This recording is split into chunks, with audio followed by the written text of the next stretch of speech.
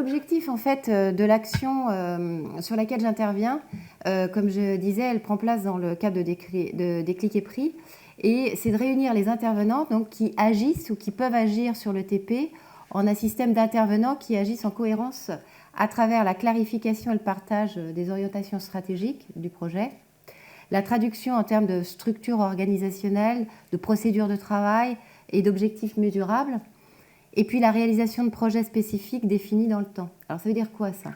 C'est qu'à l'intérieur du système, il y a de nombreux interlocuteurs qui sont force d'influence et qui vont avoir un impact pour pouvoir mobiliser les patients et leur donner envie, si je peux dire, de vivre et d'intégrer un programme de TP.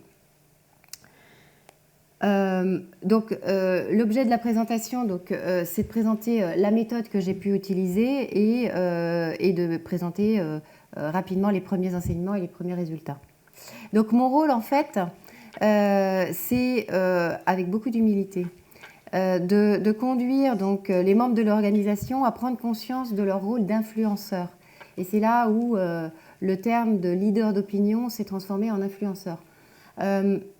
Ce qui s'est produit, c'est que je crois que j'ai dû passer à peu près 2 ans en filigrane à participer à des ateliers, à venir dans les couloirs, voir ce qui se passait, rencontrer les équipes, puisque c'était un milieu que je ne connaissais pas.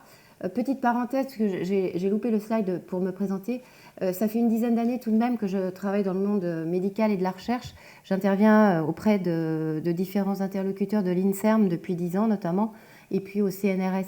Donc je connaissais de loin le principe d'une recherche et le principe médical, mais passer autant de temps à Curie m'a apporté énormément de choses.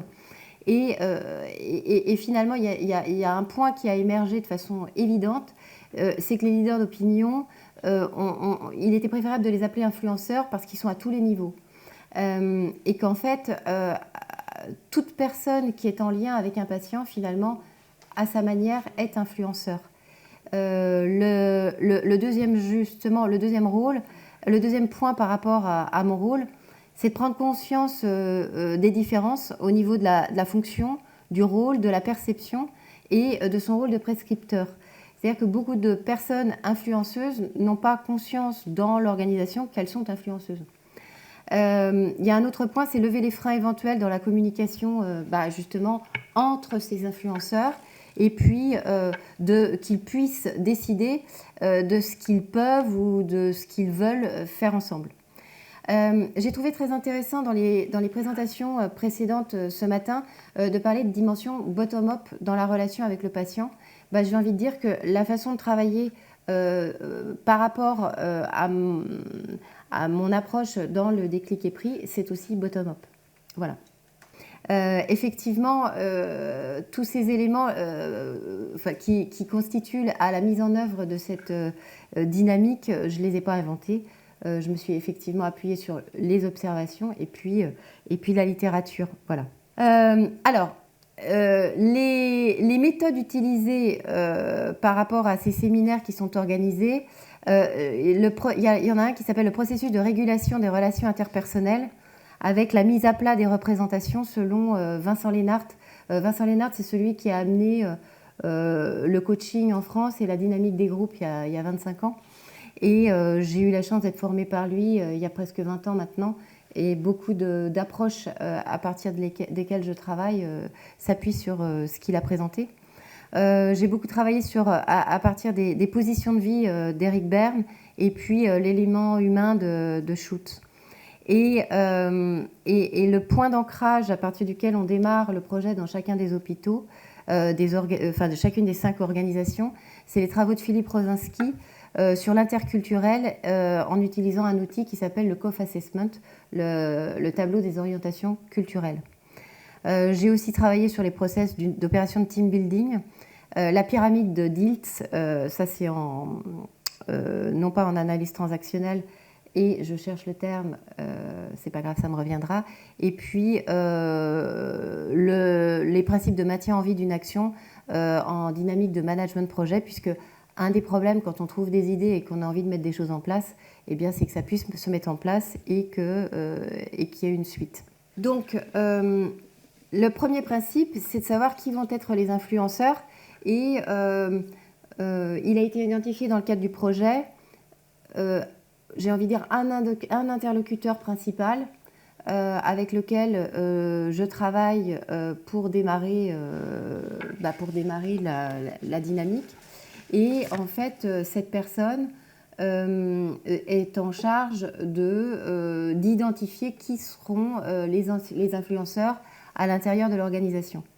Ce que j'ai envie de vous partager dès maintenant, c'est que très évidemment, ça ne l'était pas au départ, les personnes qui ont accepté de participer à ces groupes de travail, puisque c'est des groupes de travail en 2 temps, sont plus venues jusqu'à présent. On a 2 expériences, celle de Curie à Paris et celle de Curie à Saint-Cloud. Et là, on est en train de démarrer l'expérience à Diaconès. Les personnes ont accepté de venir au départ parce qu'elles apprécient la personne qui est à l'initiative dans le centre, en fait. Et donc, la personne qui est le repère dans le centre est déjà vraiment elle-même force d'influence à l'intérieur du système, et on vient parce qu'on a envie de la suivre et qu'on a envie de voir avec une certaine curiosité aussi de quoi il s'agit. Dans les deux centres, et puis là le troisième, le groupe est bouclé, donc ça c'est super. On a réuni entre 12 et 18 personnes qui viennent sans véritablement avoir conscience qu'elles sont, j'ai envie de dire, influenceuses. Alors, pour initier la dynamique collective, j'ai proposé d'utiliser donc ce tableau des orientations culturelles. Chacun reçoit, à partir du moment où il a donné son OK pour participer au projet, un lien, et va répondre à un questionnaire individuel et confidentiel qui va lui présenter son mode de fonctionnement dans la dimension interculturelle. C'est-à-dire qui je suis moi dans mon rapport au temps, qui je suis moi dans mon rapport à la hiérarchie, avec 7 critères identifiés. Les 7 critères sont les suivants: le sens du pouvoir et de la responsabilité, la définition de l'identité et du but. Je vous donne un exemple. Il y a des gens qui sont plutôt dans l'être, d'autres qui sont plutôt dans le faire. Il y a des gens qui sont plutôt individualistes ou collectivistes. J'en passe et des détails.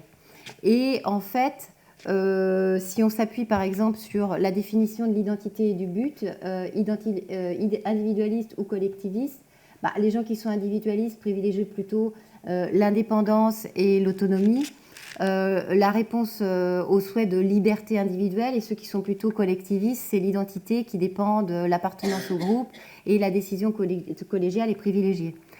Ce qui a été intéressant, donc, c'est de pouvoir observer on obtient donc une consolidation collective pour chacun des groupes, et après on a une analyse des modes de fonctionnement sur ce qui fonctionne bien ensemble et ce qui pourrait être amélioré. Le processus d'une opération de cohésion d'équipe se situe finalement toujours de la même manière. On a donc la mise en œuvre dans un premier temps de ce que j'appelle permission et protection, c'est-à-dire qu'est-ce que je peux faire, qu'est-ce que je ne peux pas faire, et comment ça va se passer pour que je me sente à l'aise à l'intérieur du système. Ensuite, chacun exprime sa façon de voir les choses, sa façon de voir le monde. Et puis, l'idée aussi, c'est de pouvoir se reconnaître mutuellement en tant qu'acteurs, de partager des éléments, de développer une solidarité. Ensuite, on va développer, en utilisant quelques méthodes, une dynamique de créativité, de résolution de problèmes. Et puis, on va avancer avec la mise en œuvre opérationnelle, des résultats, et puis ainsi de suite. Mais la clé pour que ça fonctionne, c'est que les gens se fassent confiance. Donc, je vous disais, le cadre d'analyse utilisé, on a fait ce que j'appellerais un prototypage du processus donc, à l'Institut Curie, donc rue d'Ulm. Et puis ensuite, l'idée, c'est de décliner sur 4 sites dans l'ordre défini par le protocole. Et puis, le mode d'intervention, c'est en 2 temps. enfin en 3 temps. Le premier temps individuel, le renseignement du questionnaire COF Assessment, puis un séminaire d'une demi-journée au cours duquel on travaille la réalité du groupe qui est partagée, donc par rapport aux résultats du COF Assessment. Et puis on travaille aussi, j'ai proposé, et ça c'était pas une évidence au départ, que chacun puisse travailler pour lui-même dans une dimension de communication positive. On laisse 10 à 15 jours, ça peut être 3 semaines, et on se retrouve ensuite, une fois qu'il y a une dynamique de groupe qui s'est créée, dans un second séminaire d'une demi-journée. Et l'objectif, là, c'est d'obtenir un alignement sur une vision commune de ce qu'on peut faire ensemble, et puis des objectifs à mener, et là, ciblés sur le TP lié à la douleur. Les bénéfices pour les équipes TP, à la sortie des 2 journées, donc pour chacun des 2 sites avec lesquels j'ai travaillé, il y avait une vraie identification partagée des points d'amélioration. Tout le monde était plutôt d'accord. Il y avait une volonté de prendre des décisions pour lever les contraintes et l'identification des valeurs ajoutées pour le TP, que ce soit pour le monde hospitalier et pour le patient. Et une volonté, donc, comme je disais, de mettre des plans d'action en place pour le site. Et en fait, j'ai envie de dire que le plus gros bénéfice reste la synergie qui a été lancée donc, entre les intervenants. Et ça, on mesurera l'effet dans la durée. Mais je crois que c'est le point qui m'a le plus marqué. Les gens étaient vraiment très contents d'être ensemble et une volonté de continuer ensemble. Pour les gens qui étaient présents lors de ces journées, c'est vraiment ce qui est ressorti.